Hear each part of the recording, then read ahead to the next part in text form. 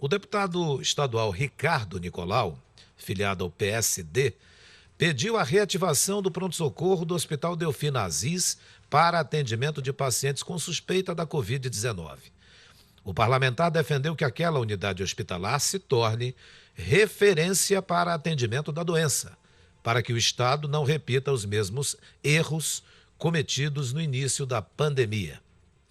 É por isso que a gente agora vai conversar ao vivo, por telefone, com o deputado Ricardo Nicolau, para falar melhor sobre esse pedido que ele fez ao Estado. Bom dia, deputado Ricardo Nicolau, como vai? Bom dia, Patrick, bom dia a todos os ouvintes. Tudo bem, graças a Deus.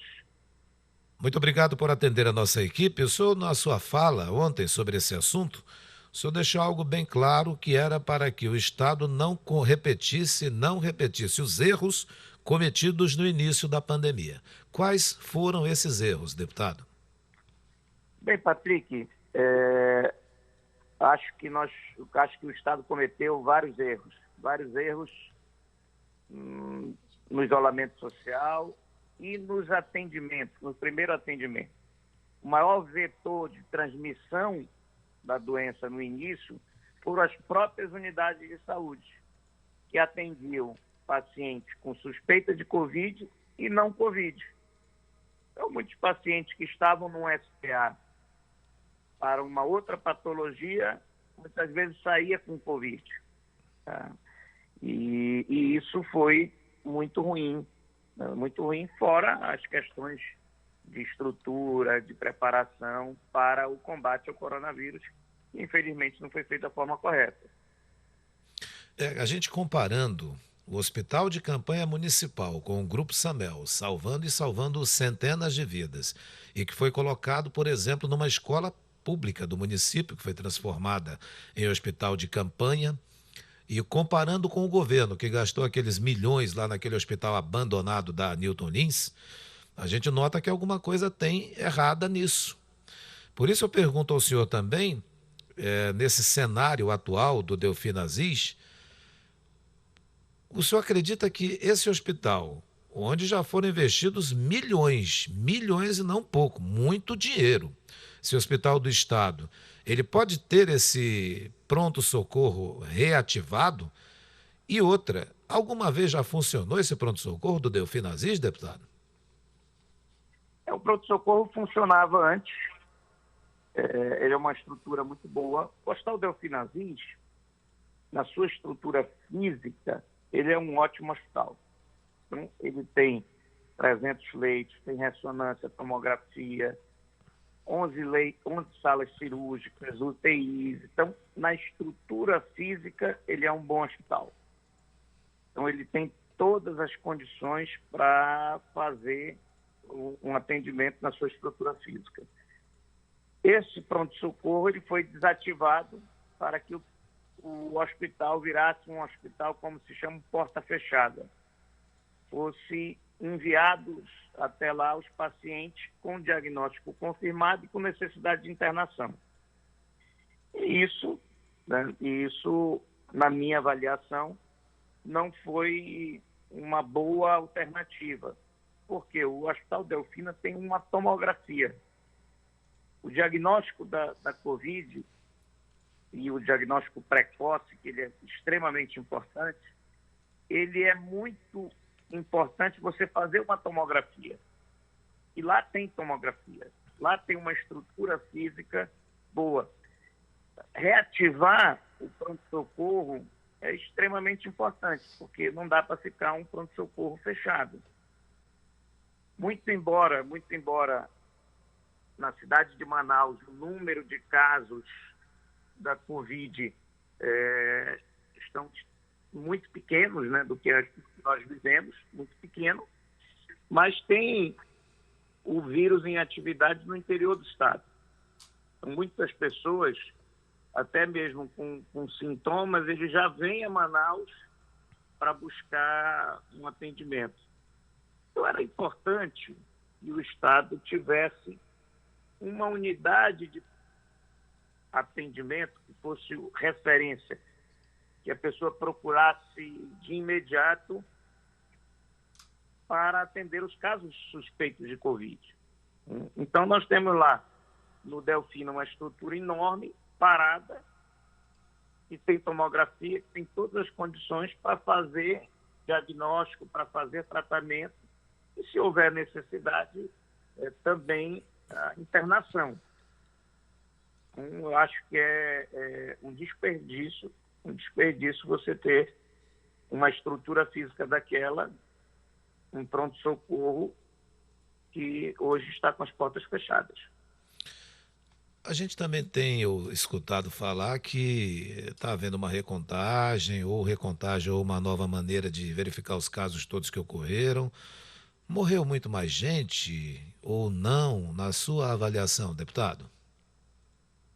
Olha, Patrick, eu vou lhe fazer uma avaliação pessoal de quem está vivendo e viveu muito de perto dessa doença. Não tenho nada quantificado ou oficial, mas eu afirmo a você que o estado do Amazonas, os casos foram subnotificados e que, infelizmente, a quantidade de mortes foi extremamente superior. Eu calculo que tenha sido mais de 10 mil pessoas que tenham morrido em virtude do coronavírus. Infelizmente, o coronavírus entrou na cidade, não tinha como não. Quando nós vimos que estava na China, chegou na Europa, nos Estados Unidos, no Brasil, é lógico que Manaus iria sofrer. Infelizmente, não foi preparado um aparato das unidades de saúde para atender da melhor forma. Mas eu asseguro a você que os dados oficiais não são verdadeiros e, infelizmente, o Amazonas, com muita dor e com muito sofrimento, está passando por essa doença tão terrível. Então, eu acredito que tenha tido mais de 10 mil mortes.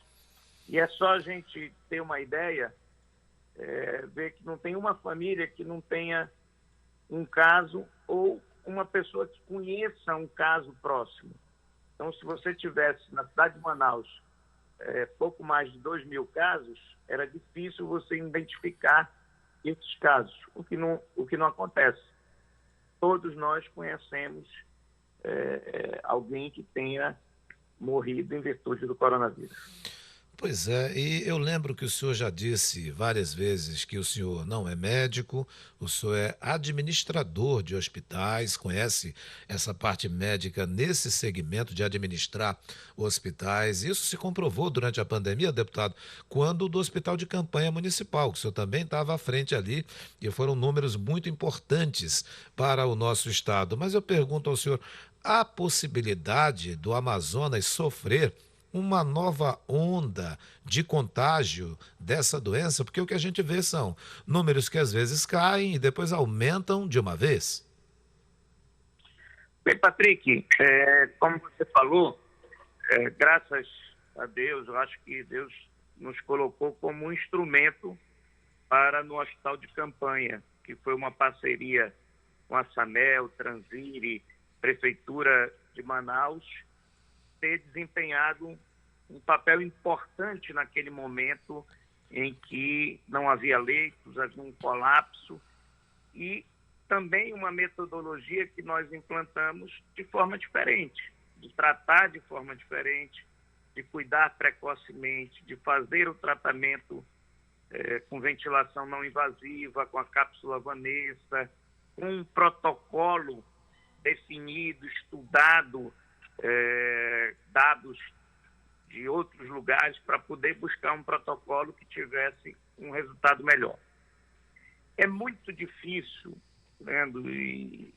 e eu vejo muito aí pela imprensa algumas pessoas falarem, vai ter isso, vai ter aquilo. É uma doença nova, é um vírus que nós ainda não conhecemos ele da forma correta, saber da sua mutação, da sua multiplicação. Então, é muito difícil você afiançar que pode ou não acontecer. eu acredito que não haja uma segunda onda, né? Eu acredito e espero que isso não aconteça. Tá? Nós temos aí casos pontuais. A abertura do comércio foi feita no dia 1º de junho. Quando foi feita a abertura, nós não sentimos aumento. Os casos em Manaus, eles estão muito pequenos, e nós não vimos dar nenhum aumento. Tá? Isso não quer dizer que você precise afrouxar, precise relaxar e não tomar os cuidados. Então, o vírus está em atividade muito pequeno aqui em Manaus, isso é verdade, mas ele está em atividade. Se nós não tomarmos os cuidados necessários, ele pode aumentar. Por isso, da necessidade de ter um lugar específico para atender só Covid e com estrutura, fazendo tomografia, o paciente podendo ter um diagnóstico mais correto. Então, se nós não tomarmos a consciência, se não fizer a coisa correta, aí sim pode ter a possibilidade de, ao invés de eliminar o vírus totalmente, ainda estar em atividade, pode ter um crescimento. Então, cabe agora, cabia isso já há um tempo, né? Mas, enfim, não pode chorar o leite derramado e nem voltar para trás. Mas cabe agora tomar medidas para que não venha a aumentar na cidade de Manaus e no estado do Amazonas. E o sistema de saúde do estado, deputado, estaria preparado para uma provável ou nova onda de Covid? Infelizmente, não. Nós estamos vendo aí que não foi feito nada diferente nesses 5 meses. Então, desde o início da pandemia até hoje, a estrutura, o formato, as formas de tratamento são as mesmas. Então, infelizmente, é preciso que a gente até aprenda com os erros. Então, se foi feito um erro, que possa aprender e corrigir. Então, é preciso ter as unidades de saúde voltadas e preparadas. Né? Eu não acredito numa segunda onda naquela dimensão que nós tivemos, né? Mas eu acredito que ano que vem, quando tiver e voltar as crises respiratórias, como tem os casos de H1N1, de influenza, vai ter casos de coronavírus. Então, numa proporção menor, então nós temos que estar preparados para que essa proporção seja a menor possível e esse ciclo acabe logo. Então é preciso estar preparado, a gente tem que se adiantar, tem que fazer com que as unidades de saúde estejam preparadas e com o tratamento precoce, o prognóstico é muito bom. Então nós temos que estar preparados para diagnosticar precocemente, tratar e evitar a internação e evitar a intubação e, enfim, evitar as mortes por coronavírus. Deputado estadual Ricardo Nicolau, muito obrigado por sua participação aqui na Rádio Diário. Tenha um bom fim de semana. E quando o senhor tiver essa resposta do governo, da sua indagação de reativação do Hospital Delfim Aziz, a gente gostaria de voltar a conversar com o senhor também. Bom dia. Bom dia, Patrick. Muito obrigado. Um bom final de semana a todos e nós esperamos uma resposta positiva para que aquela unidade de saúde que hoje está desativada, que é um grande pronto-socorro com infraestrutura, possa voltar a funcionar para atender as pessoas com coronavírus e voltar a funcionar em seguida para atender aquela região da cidade que precisa de um pronto-socorro e que só tem ali o pronto atendimento do Campos Sales. Então, é uma região muito grande, precisa que tenha todos os seus instrumentos de saúde abertos e disponíveis à população. Um grande abraço e bom dia.